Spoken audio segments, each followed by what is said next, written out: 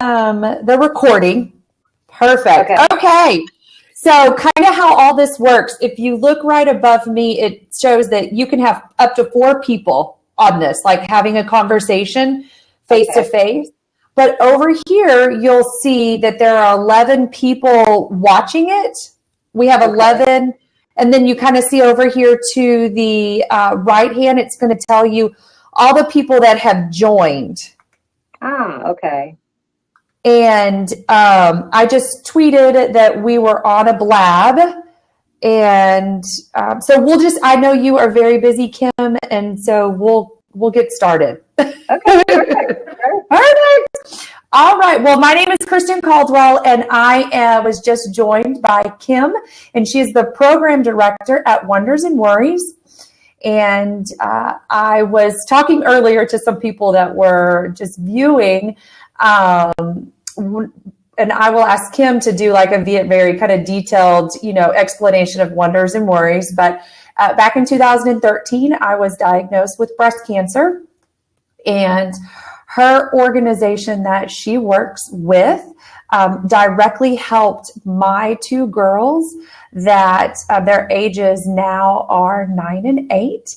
And I credit their success, their calmness, their understanding of what mommy was going through, all of that to Wonders and Worries. And I tell everyone that will listen to me how wonderful, not only when I was going through the process, but how they still stay in touch afterwards. So I am currently in a fitness group.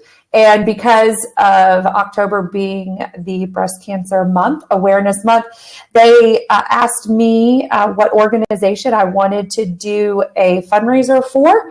And instantly, Kim, I thought of Wonders and Worries. And I was so glad that you all were able to get on this blab with me. It means a whole lot. And hopefully the more people that talk about it and how wonderful, your organization is and how you touch lives, the better. So I'm just going to just ask you some real general questions. And I just look forward to visiting with you. So if you would like to give us, let's start with a brief history of Wonders and Worries, and then kind of just go into what Wonders and Worries is. Okay, perfect. So Wonders and Worries was founded in August of 2001 by 2 child life specialists, which those who are listening may not have ever heard of the profession child life. But child life professionals typically work in children's hospitals with children with illnesses, helping them understand their own illness and cope with the procedures and the treatment. So 2 child life specialists, Meredith Cooper and Melissa Hicks, were in the children's hospital setting and were getting referred to the adult hospital to help adult patients with, helping their children cope. Mm-hmm. And they recognized that there is no one anywhere providing support to children when a parent has an illness.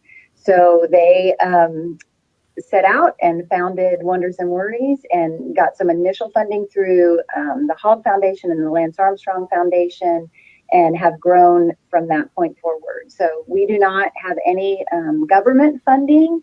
Everything that we do is funded by private donors, corporations, by the Austin community.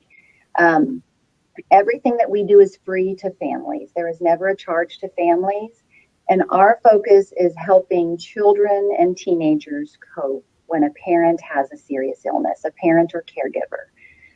We work with all ages, as young as 2-year-olds come into our playrooms, and as old as 18-year-olds, seniors in high school. And there are really 3 main areas that we focus on with children and teenagers: helping them understand the diagnosis, the treatment, and the side effects. So all the things that are going along with their parent having this new diagnosis, this new medical situation. So helping them make sense of all of that. And we use a lot of medical teaching tools, like we have a doll with a portacath to help a child understand how does a portacath work. Yeah. So that's one big piece. And another big piece is helping them express their feelings. how are they feeling with all of the changes in their family, and taking their emotions, somewhere to be in a safe environment where they can express those emotions. And then the third area is helping them build positive coping tools. And like you were alluding to, Kristen, just that sense of calmness, that helping children really develop empowering them to feel very capable, that even when I'm feeling worried or frightened or unsure or confused, that I have the tools to cope with that emotion. So that's kind of that's the purpose of what we do. And we do that through individual support and group support and parenting guidance. We do a lot of parenting support, just giving parents information and tools on how to support their children. Yeah. I'll stop there and see what questions emerge. Yeah. Well, and I know you touched base. There's the individual groups that they can do. They can do the group setting. But one of the things that I really like is how you still kind of explain to them how you continue to touch with the kids even after they're done with that initial, kind of group setting or individual, that you do. Absolutely. So what we love to do is go through initially 6 sessions, whether that's in a group or individually. And that's really building that strong foundation for coping. But when we finish those 6 sessions, we do not go away, and we don't ever want to go away and be like, you're done with Wonders and Worries. We love to stay connected, and there are lots of different ways that we stay connected. And it really depends on what the child is needing in that moment, because we might end a group, but then a parent is about to have a major surgery, or maybe they're about to go through a bone marrow transplant, or something, they're starting a new medication. And so that's really not a good time to just say, okay, our support time has ended. So we transition to check-in support, and we have monthly check-in groups where children who have parents with ongoing illnesses can check in once a month with other children. But we also check in individually with children ongoing. And another thing that's so wonderful is that families can re-access us at any point in the future. So we have families that maybe we worked with 2-3 years ago, and then something new comes up. It could be just an entirely different illness situation, or it could be that the child is reprocessing what happened 3 years ago, but now they're at a new developmental level. So maybe now they're 13 and before they were 10. And they're thinking about different questions. And so parents can call and say, we have new things coming up, or my child's kind of struggling and would really benefit from some check-in support. And then one other way that we love to stay connected is that we offer family fun events. 4 times a year, we just invite all of our current and prior families to come and just have fun together. And that way we can just see children growing and changing and thriving, and parents can also just reconnect. And, it's a good time just to remind them that we're here. Yeah. And, I think another, I can remember it was just such a comfort feeling. Here I had just been diagnosed, and I remember you reached out to me, and then Lexi reached out, we met with her, and then instantly we went to the bat night. And it was so nice for my girls to be in a comfort setting and knowing that everybody that was around them was essentially going through a situation or something very similar to what they were doing and how they were feeling.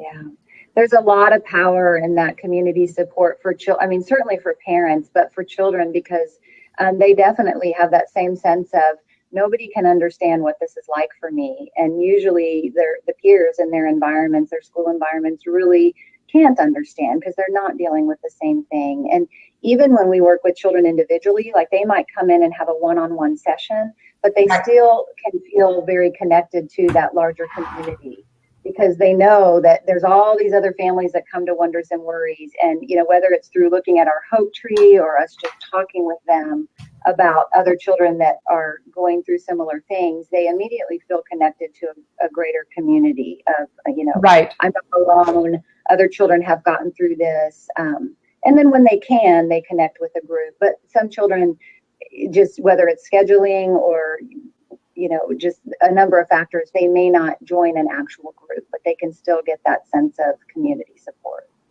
Right.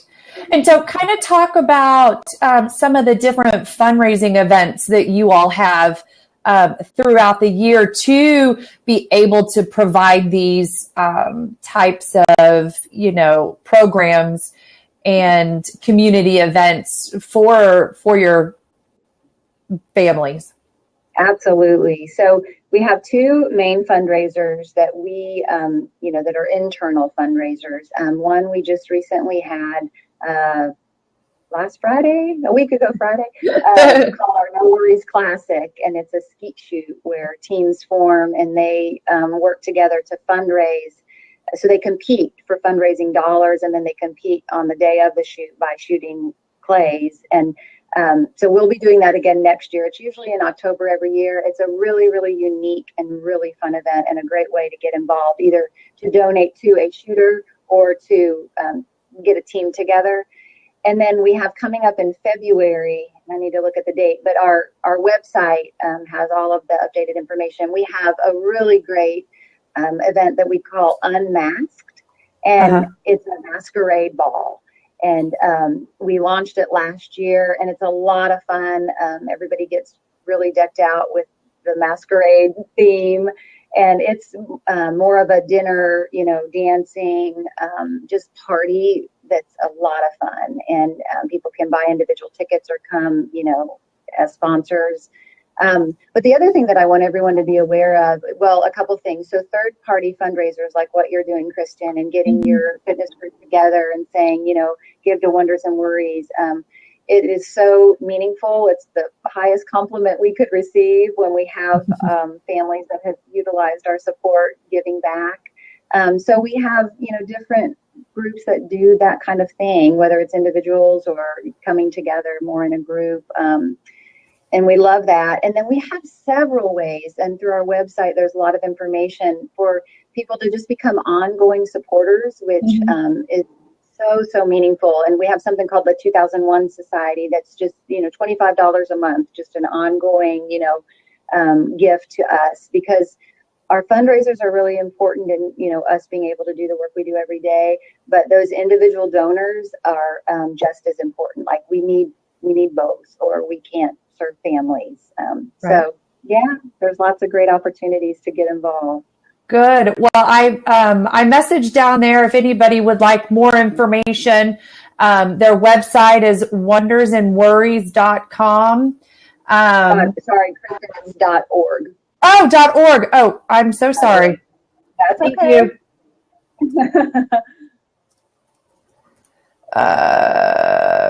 Perfect. Well, and of course I did it wrong again. Okay, I will send that out. Oh Lord, I forgot the and in there. Perfect. Spelled out .org. Yes. Okay.